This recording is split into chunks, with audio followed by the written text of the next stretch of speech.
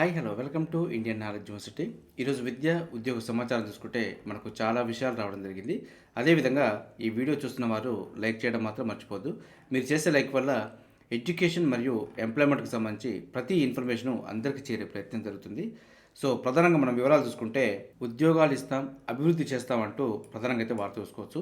ఇందులో మనకు యువతకు ఉద్యోగాలు ఇచ్చే పూచి నాదే అంటూ ప్రభుత్వం అయితే ప్రధానంగా పేర్కొనడం జరిగింది.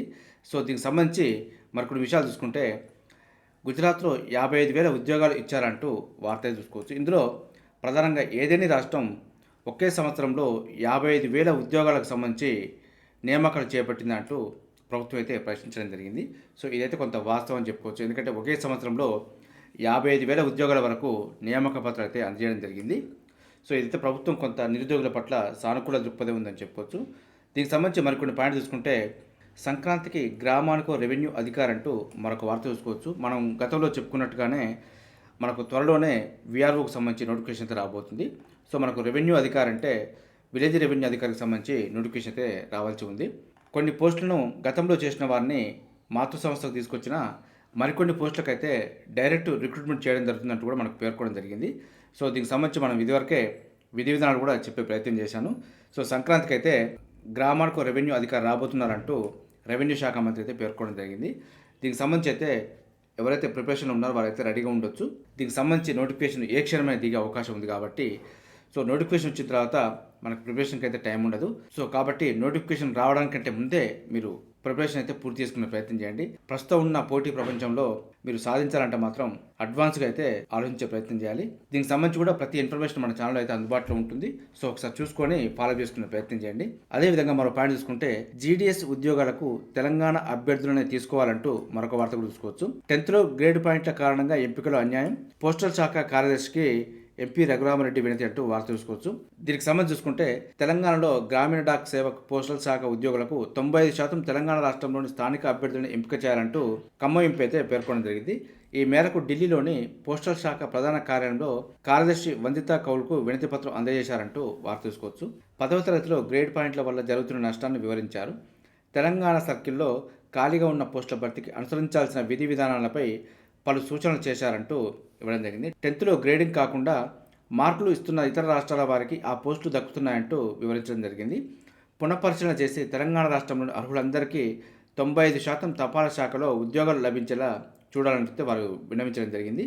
సో ఇదైతే కొంత వాస్తవం అనుకోవచ్చు. ఎందుకంటే గ్రేడింగ్ పాయింట్ తోటి కొంత నష్టం అయితే జరుగుతుంది. కొన్ని సందర్భాల్లో లాభం జరిగినా కొన్ని సందర్భాల్లో మాత్రం నష్టం జరుగుతుంది.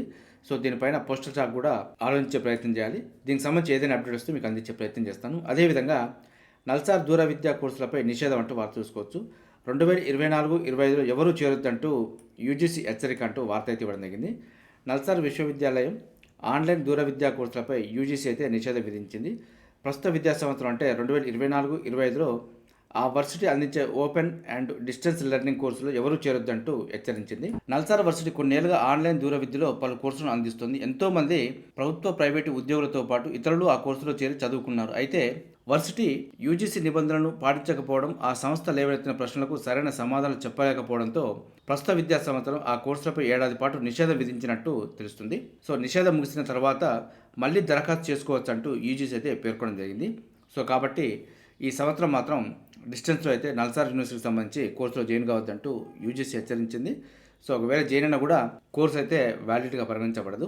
సో ఇలాంటి ప్రతిష్టాత్మకమైన యూనివర్సిటీలు గైడ్లైన్స్ పాటించకపోవడంతో అప్రతిష్ట పాలయ్యే అవకాశాలు ఉందంటూ నిపుణులు అయితే పేర్కొనడం జరిగింది.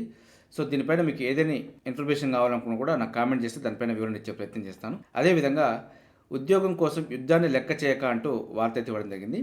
యూపీ యువత ఇజ్రాయెల్ బాట, జాబ్ కోసం సంక్షోభ పరిస్థితుల్లోకి, ఇక్కడ నిరుద్యోగం చాలని జీతం అంటూ వార్త చూసుకోవచ్చు. ఇదైతే కొంత బాధాకరం అని చెప్పుకోవచ్చు. దీనికి సంబంధించి చూసుకుంటే ఏడాది కాలంగా యుద్ధంలో కూరుకుపోయిన ఇజ్రాయెల్కు వెళ్లేందుకు ప్రపంచ దేశాల ప్రజలు ధైర్యం చేయడం లేదు. అయితే మన దేశంలోని ఉత్తరప్రదేశ్కు చెందిన యువకులు మాత్రం సంక్షోభంలో ఉన్న దేశాన్ని వెతుక్కుంటూ వెళ్తున్నారంటూ వార్త అయితే ఇవ్వడం జరిగింది. సో ఏదేమైనప్పటికీ ఉద్యోగాల కోసం ప్రాణాలను అయితే పణంగా పెట్టాల్సిన అవసరం లేదు. అది ఇతర దేశాల్లో డబ్బే ప్రధానం కాదు, అలా అని చెప్పి డబ్బును సంపాదించొద్దని కాదు. సో ఏదేమైనప్పటికీ ఫస్ట్ మనం సేఫ్టీ చూసుకొని తర్వాతనే ఉద్యోగ ప్రయత్నం చేయాలి. మనకే సేఫ్టీ లేనప్పుడు ఉద్యోగం చేసి కొంత నష్టపోవాల్సిన పరిస్థితి ఏర్పడుతుంది. ప్రస్తుతం అయితే చదువుకున్న నిరుద్యోగులు అయితే కొంత పెరుగుతున్నారని చెప్పుకోవచ్చు. అదేవిధంగా మనం పాయింట్ తీసుకుంటే సిఏపిఎఫ్, ఏఆర్లలో 1,00,000కు పైగా ఖాళీలు అంటూ వార్త చూసుకోవచ్చు. కేంద్ర సాయుధ పోలీసు బలగాలు సిఏపిఎఫ్, అస్సాం రైఫిల్స్లలో 1,00,000కు పైగా ఖాళీలు ఉన్నట్టు కేంద్ర ప్రభుత్వం అయితే పేర్కొనడం జరిగింది. సో దీనికి సంబంధించి పూర్తి వివరాలు అయితే మన ఛానల్లో వీడియో అందుబాటులో ఉంది. సిఆర్పిఎఫ్కు, సిఎస్ఎఫ్కు, ఏఆర్కు, ఐటీబీపీకి, ఎస్ఎస్బీకి ఈ విధంగా ప్రతి డిపార్ట్మెంట్కు ఎన్ని పోస్టులు కేటాయించింది అనే విషయాన్ని కూడా పూర్తిగా నేను అనలైజ్ చేసి మీకు చెప్పే ప్రయత్నం చేశాను.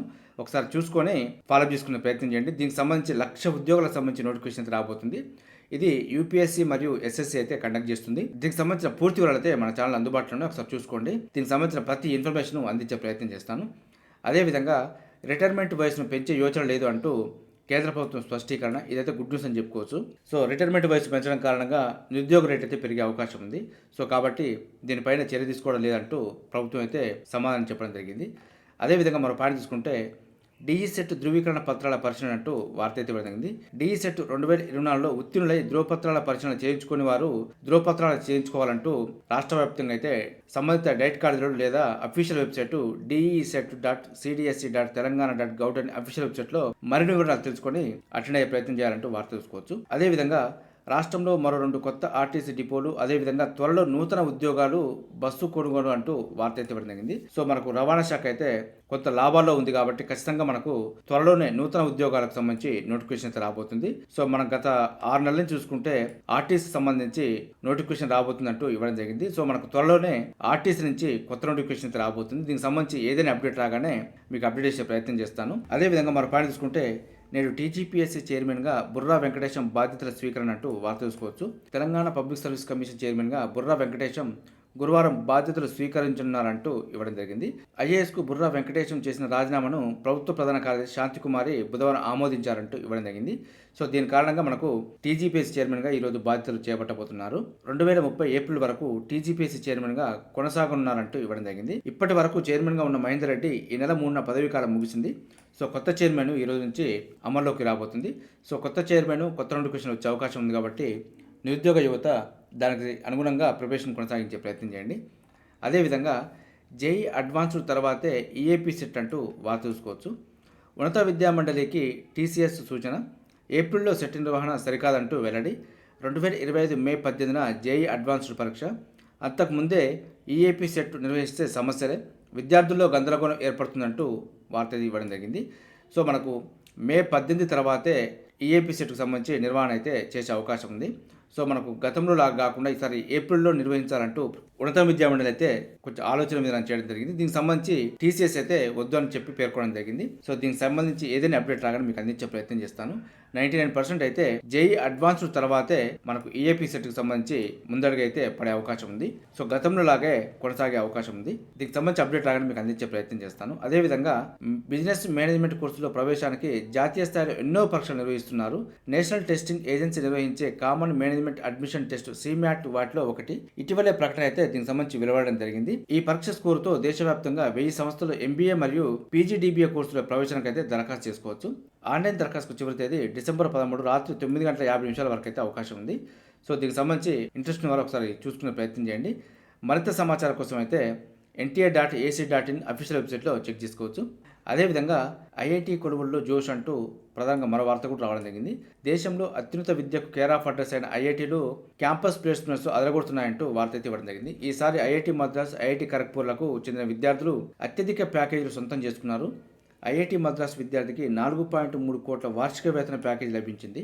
ఐఐటీలో ప్లేస్మెంట్స్ సీజన్గా ఏటా డిసెంబర్ను పరిగణించడం జరుగుతుంది. Google, American Express, Qualcomm, Microsoft, Goldman, Bajaj auto, Ola electrics, neutronics, BlackRock వంటి కంపెనీలు ఈ ప్లేస్మెంట్స్ డ్రైవ్లో పాల్గొన్నాయంటూ ఇవ్వడం జరిగింది. కొన్ని ఐఐటీలో అయితే డిసెంబర్ 15, మరికొన్నింటిలో నెలాఖరు వరకు ఈ ప్లేస్మెంట్ డ్రైవ్ కొనసాగనున్నది. అందుకే ఐఐటీలో జాయిన్ కావడానికి విద్యార్థులు అయితే సుముఖత వ్యక్తం చేయడం జరుగుతుంది. సో ఒక సంవత్సరం నష్టపోయినా పర్లేదు కానీ ఒక ప్రతిష్టాత్మకమైన ఒక ఉన్నతమైన విద్యా సంస్థలో జాయిన్ కావడం వల్ల ఇలాంటి అవకాశాలు అయితే పొందే అవకాశం ఉంటుంది. సో అడ్మిషన్ వచ్చింది అని చెప్పి ఏదో చెత్త కాలేజీలో చదివి జీవితాలను అయితే ఆగం చేసుకోవద్దు. సో ఏదైనా సరే ఎంసెట్ ద్వారానైనా కూడా మంచి కాలేజీలో ప్రామాణికమైన విలువలు పాటిస్తున్న కాలేజీలో జాయిన్ కావడంతో కొంత ఉద్యోగ అవకాశాలు అయితే ఉంటాయి. అదేవిధంగా మరో పాయింట్ తీసుకుంటే general insurance corporation of India లిమిటెడ్లో కూడా 110 పోస్టులకు సంబంధించి నోటిఫికేషన్ రావడం జరిగింది. ఆన్లైన్ దరఖాస్తుకు చివరి తేదీ డిసెంబర్ 19 వరకు ఉంది.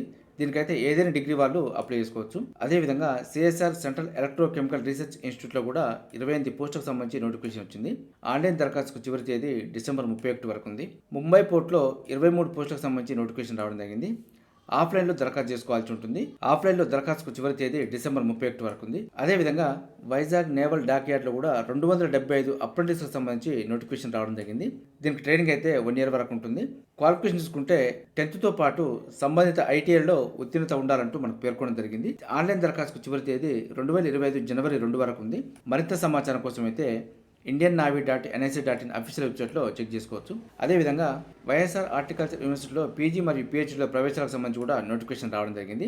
ఆన్లైన్ దరఖాస్తుకు చివరి తేదీ డిసెంబర్ 17 వరకు ఉంది. అదేవిధంగా నార్త్ వెస్టర్న్ రైల్వే జైపూర్లో కూడా 1791 యాక్ట్ అప్రెంటిస్కి సంబంధించి నోటిఫికేషన్ రావడం జరిగింది. ఆన్లైన్ దరఖాస్తుకు చివరి తేదీ డిసెంబర్ 10 వరకు ఉంది. అదేవిధంగా కృష్ణా జిల్లా మహిళా శిశు సంక్షేమ శాఖలో 14 పోస్టులకు సంబంధించి నోటిఫికేషన్ రావడం జరిగింది. ఆన్లైన్ దరఖాస్తుకు చివరి తేదీ డిసెంబర్ 7 వరకు ఉంది. అదేవిధంగా బెంగళూరులోని బెల్లో 84 పోస్టులకు సంబంధించి నోటిఫికేషన్ రావడం జరిగింది. ఆన్లైన్ దరఖాస్తుకు చివరి తేదీ డిసెంబర్ 17 వరకు ఉంది. అదేవిధంగా బెంగళూరులోని హాల్లో కూడా మెడికల్ ఆఫీసర్ పోస్టులకు సంబంధించి నోటిఫికేషన్ రావడం జరిగింది. దీనికైతే ఆఫ్లైన్ ద్వారా దరఖాస్తు చేసుకోవాల్సి ఉంటుంది. ఆఫ్లైన్కు చివరి తేదీ డిసెంబర్ 21 వరకు ఉంది. వీటికి సంబంధించిన మరింత ఇన్ఫర్మేషన్ కోసం అయితే వీటికి సంబంధించిన అఫీషియల్ వెబ్సైట్లో చెక్ చేసుకునే ప్రయత్నం చేయండి. ఇలాంటి నోటిఫికేషన్ వచ్చినప్పుడు అప్లై చేసే ప్రయత్నం చేయాలి. సో మనకు ఇది ప్రిపరేషన్లో భాగంగా కాదనుకుంటూ పక్కైతే పెట్టే ప్రయత్నం చేయొద్దు.